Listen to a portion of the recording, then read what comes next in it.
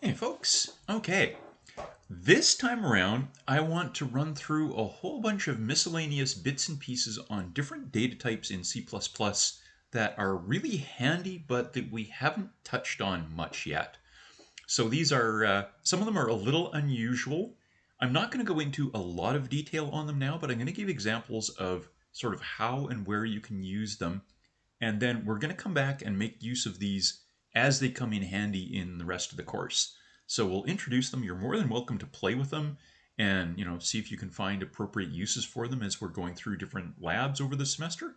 But here we'll just give a quick run through of the different ideas. So one of the ones I want to look at is the idea of static local variables. So this is the idea of variables that maintain their value across different calls to a function.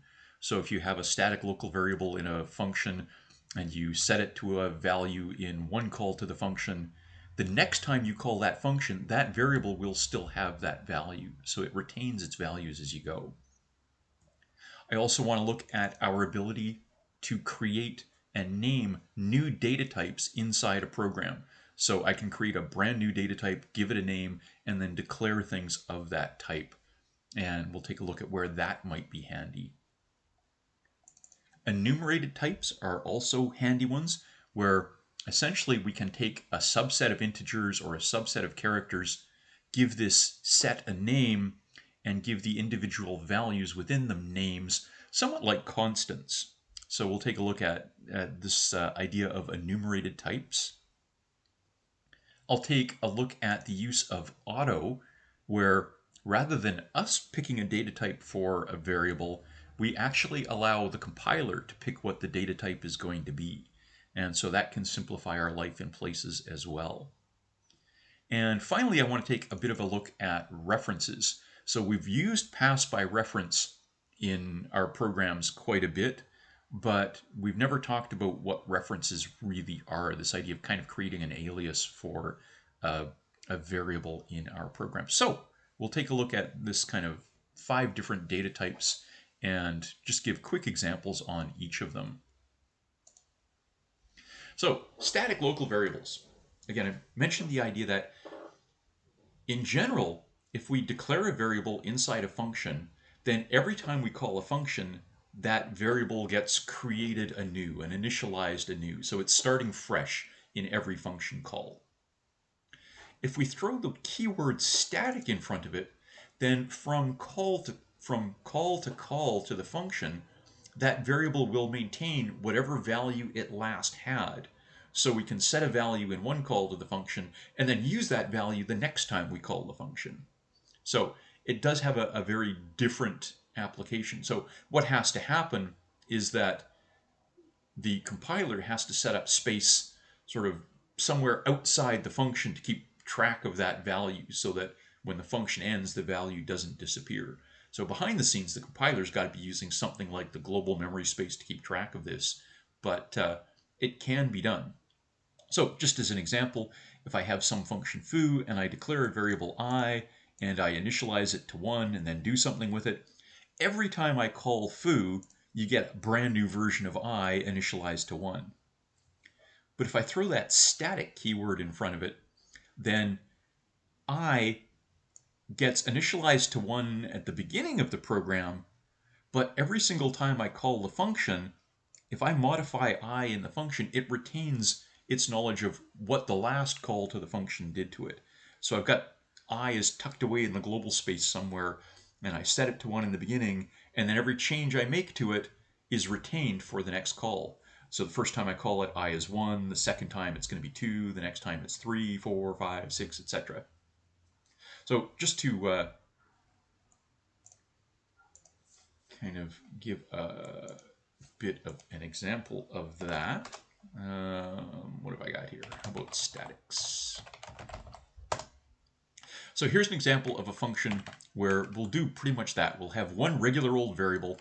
So I'm going to call this my normal counter, and I'm going to have my static int counter. It's going to be another variable initialized to the same value, same data type, except that it's static. So it's going to retain its value across calls.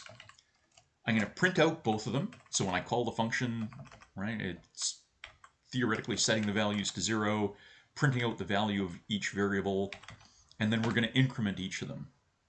And then we're just going to call that function a whole bunch of times and see what happens to those two different variables, how the regular version differs from the static version. So we'll give that a quick compile.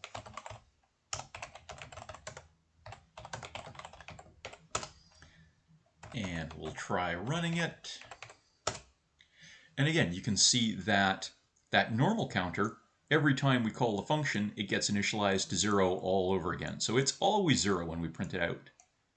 But that static one starts at 0, but the next time it's retained that knowledge that it was set to 1. And the time after that, it retains its knowledge that it was incremented to 2, and then to 3, and then to 4. And so you can have these variables that retain their value across calls. So, interesting idea, and there are certainly times when that can come in handy. All right, so we've got static locals. And again, we'll continue our whirlwind tour of types here. Type definitions are, again, this notion that we can create a data type of almost any kind we like and say, I want to call this data type blah. Give it whatever name you like. So in general, you use the keyword typedef to say, I'm creating a name for a new data type. You give the real type what it actually is, and then whatever name you want to use for that newly defined type. And from that point on, I can declare variables of this new type, and the compiler will go, oh, when you say that type, you really mean this. So if you've got some long, complicated data type that you want to use over and over again, you say, okay, well, for this long, complicated data type, I want to use this name, foo. And so from that point on in your program, you just say foo x, and it creates, variable x of that long, complicated data type. So syntactically, it can be a lot easier to read. You can reduce the chance of errors quite a bit by using these type defs. So again, this idea of readability, we can simplify complex expressions. We can also use this as a way to indicate extra information about what a variable or a parameter is being used for. So one of the things that you might encounter are cases where somebody does a type def for just a regular old data type and gives it a new name. So they might say, okay, well, I want to create a new data type called temperature, and under the hood, it's really just going to be a regular old float. Now, in my program, I can now declare variables of type temperature. So x, y, and z here, really, they're just floats. But if I'm looking at the code, if I'm reading the code, I'm looking at this and I realize that, oh, x, y, and z are all representing temperatures. I can tell from the data type. It can improve readability in our programs. Again, behind the scenes, they're still just floats, but they can come in handy. So, type defs, yet another beastie that we can make use of. Sometimes, and this is more an example of simplifying the complex declarations, if you like, if you have a two-dimensional array that you want to use, particularly a structure for two-dimensional arrays that you want to use. So I want to use two-dimensional arrays of 10 rows by 20 columns lots of times in my program. You can go through and create a type for that. So maybe I decide I'm going to call my data type table. So a table is going to be something that's 10 by 20 floats. Oh, I'm actually missing my data type in that. So let's say I wanted an R by C array of floats. Then I'd say typedef float, which is missing in there, table RC. And so from now on, anytime I want a 10 by 20 or R by C array of floats, I just use the keyword table and whatever my variable name is. And then we can use T ordinarily after that. So we can go through and give names to our new data types. And again, sometimes that can simplify our syntax later on in the code, right? Rather than repeating this, T, R, C everywhere and having the chance on messing up our definition someplace. Again, this one isn't too bad as data types go, but some of the ones that we get into later can be pretty complicated. All right, typedefs. What else do we have? Enumerated types. So again, this was the notion that we can go through and we want to use just a subset of the integers or just a subset of the characters. And I would like to be able to refer to individual values in that by name as well. So maybe I decide that I want to represent the weekdays, Monday, Tuesday, Wednesday, Thursday, Friday, as integers, 1, 2, 3, 4, 5. So I could go through and create, const int Monday equals 1, const int Tuesday equals 2, const int Wednesday, etc., etc., etc. So I could do a whole bunch of constant definitions, and then maybe do a typedef to say, okay, well, I'm going to use int as, or typedef int weekdays, something like that, to indicate that I'm going to use integers as the underlying data type for a new type that I want to create called weekdays. But again, that involves a half dozen different lines of code to go through and do all these different definitions. The notion of an enumerated type is, again, just an alternate syntax to allow us to describe this in a simpler way. So enum is the keyword to indicate that I want to create one of these new sets of data types or sets of values. Again, they're restricted to just being integers or characters, but we can still use it on those. I give a name for my new data type, so I'm going to call this weekdays. And then I give the names that I want to use. And so again, these are like constants if you want to think of it that way, and the values that I want to associate with them. So 1 for Monday, 2 for Tuesday, 3 for Wednesday, 4 for Thursday, 5 for Friday. And again, I can pick any names I like for these. And they're pretty much just the same idea as a constant. So now I can go through and create variables of this data type, variables of type weekdays, and each of those variables can have one of those 5 values. 1, 2, when, Thursday, Friday, whatever. So I can create a couple of variables of that type, and I can say things like, okay, well, if today is equal to Monday, or mon, then do whatever it is you want to do. So again, you can use the names the same way as we would use constants otherwise. Right, so we've got our enumerated types as another possibility. And again, we can do this with integers or we can do this with characters. And the other one that I wanted to get into was the idea of references. So we've used pass by reference as a way to take a variable, somehow let a function have access to the actual content of that variable and manipulate the variable itself. So what references really do, this and symbol, and you do have to kind of think of this separately from the notion of and for taking the address of a variable, which is a little confusing from the syntax point of view, but we can essentially use this as a way to create an alias for an existing data item. So let's say I've got some integer variable x that's set to the value 10. I can go through and say, well, I want to create a new name, foo, that is going to be an alias for x, so that I can use either x or foo to get at, if you like, the same variable location, to get at the same content. So here we go through, we'll create foo as an alias for x, and from now on, if I say foo is assigned 12, it's changing x to 12. If I see out foo, it's seeing out the content of x. So in a sense, this is similar-ish to pointers, and you can see kind of the overlap in syntax. And behind the scenes, the compiler is certainly implementing this as in terms of pointers, right? Making foo somehow store the address of x, and when you're using foo, make it somehow refer to whatever's at that memory address. But we don't actually have to use the pointer syntax when we're working with foo, right? I can just say foo equals 12. Let's see out foo. So it's a little bit easier to use than pointers, right? Once you've created the declaration, all you have to use is the regular old name, not use the star to dereference it or anything along those lines. The catches are that you have to initialize your reference when you declare it. So unlike a pointer, you can't make it refer to something else later.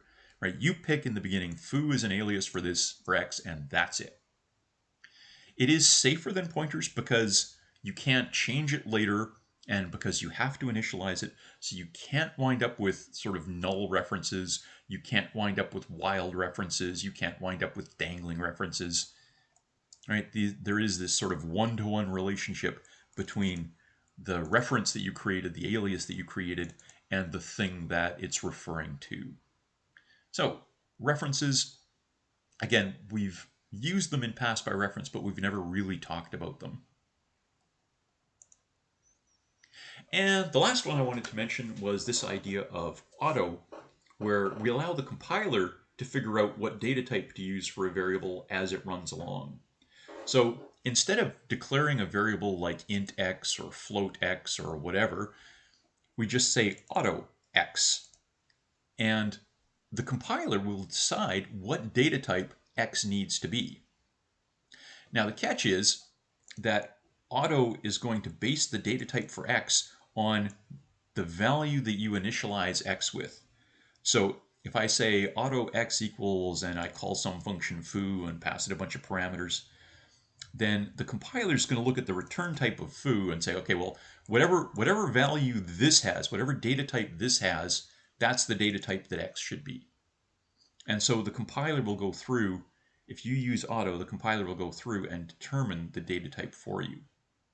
So the nice thing about that is that sometimes, again, as we mentioned with typedefs, sometimes these type declarations can get fairly long and ugly, and it's easy to mess up. So this can be more readable and a little bit safer in that, the compiler is going to get the type right. The downside is that when you're reading the code or maintaining the code, it means that the programmer who's looking at this, in order for them to understand what this is doing, they've got to be pretty sure that they understand what data type is being returned here. Or, suppose this was some great, ugly, huge, long expression. Then the compiler can easily figure out what the data type for the expression is going to be. But sometimes for the programmer that's reading it, you're looking at this going, is this going to be an int or an unsigned int, or is it going to be a float, or is it going to be a what? So it can kind of obscure what's happening for somebody who's reading the code later on. So there are pros and cons to the use of auto, but can certainly be done. Again, if we want to play with just a kind of quick example here, if we go through and let's say, where did I put this? Autos. So here I've got, again, just to illustrate it really quickly, I've got a function that returns an int, not very clever, it just returns 17, a function that returns a float, so again, I'm just returning 3.5 as a float. And then we'll just use auto to declare a couple of different variables. So var1, we'll just initialize with whatever comes back from f1. var2 will just initialize with whatever comes back from f2, and we'll use auto to declare both of them. And then, print out the values of the two of them.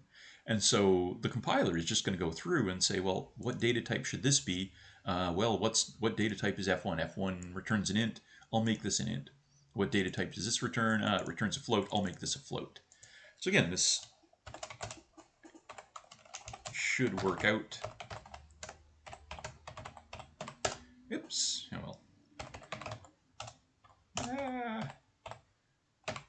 So if we try running this, yeah, prints out the two of them. One is an int and one is a float. But yeah, it is fairly straightforward to use. It's just got some of those potential risks in terms of readability for the programmer or the maintainer later on. So that was our whirlwind tour of some of the other data type features that might come in handy. And again, we'll revisit each of them as we find locations to use them in the rest of the term. All right, I will leave that there for now.